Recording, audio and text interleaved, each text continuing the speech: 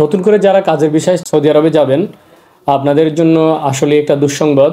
এখন থেকে প্রায় 180টা পেশায় সৌদি আরবে তাকামুল সার্টিফিকেট বাধ্যতামূলক করা হয়েছে।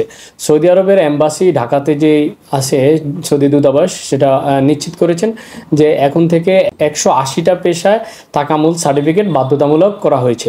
তবে এখানে যারা হাউজের ভিসা যাবেন বা ডোমেস্টিক ওয়ার্কার, আমরা যেটাকে আমেল মঞ্জিল এবং সাওয়াক্কাস ভিসা বলি, ভিসাতে তাকামুল সার্টিফিকেট বাধ্যতামূলক করা হয় নাই এখন পর্যন্ত। তবে যেটা কোম্পানির ভিসা, আমেলাদি ভিসা, এগুলাতে সকল ধরনের পেশাতে 180টা পেশাতে তাকামুল সার্টিফিকেট বাধ্যতামূলক করা হয়েছে।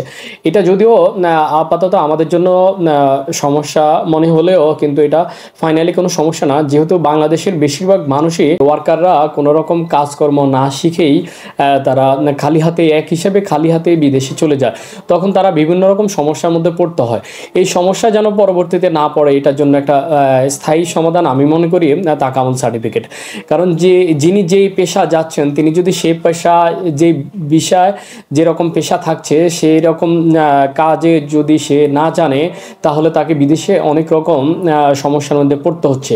আর এটা প্রতিনিয়ত প্রতিটা মুহূর্তের মধ্যেই এরকম সমস্যার মধ্যে পড়তে হয়।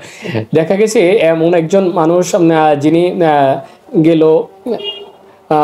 গেল একটা প্লাম্বারের বিষয় অথবা ইলেকট্রিশিয়ান, ওনার বিষয় ক্যাটাগরি ছিল ইলেকট্রিশিয়ান, বাট তিনি ইলেকট্রিক কাজের কিছুই জানেন না, এই জন্য সে লেবারি করতেছে। তো এই জন্য এগুলা সমস্যা সমাধানের জন্য অবশ্যই আপনি যেই পেশায় যাবেন, আপনার ভিসার যে ক্যাটাগরি থাকবে, সে ক্যাটাগরি যেন আপনি সেই কাজটা জানেন, এটা আপনার জন্য ভালো, দেশের জন্য ভালো। এই জন্য এখন থেকে আপনারা যেই এজেন্সির মাধ্যমে আপনারা ভিসা প্রসেস করবেন, অবশ্যই তাকামুল সার্টিফিকেটটা যখন আপনার হবে, অনলাইনে আসবে, তারপর আপনি ভিসা প্রসেসিং করতে পারবেন। এছাড়া এখন পর্যন্ত নির্দেশনা আপনি আর ভিসা প্রসেস করতে পারছেন না। তো এই জন্য যারা যেই পেশার ভিসা নেবেন, সে পেশা অবশ্যই আপনার সার্টিফিকেট থাকতে হবে, এবং এই সার্টিফিকেট আপনি আপনার এজেন্সির মাধ্যমে কথা বলে আপনি ইচ্ছাগুলো আপনি নিজেও এই পরীক্ষা দিয়ে আপনি নিতে পারেন।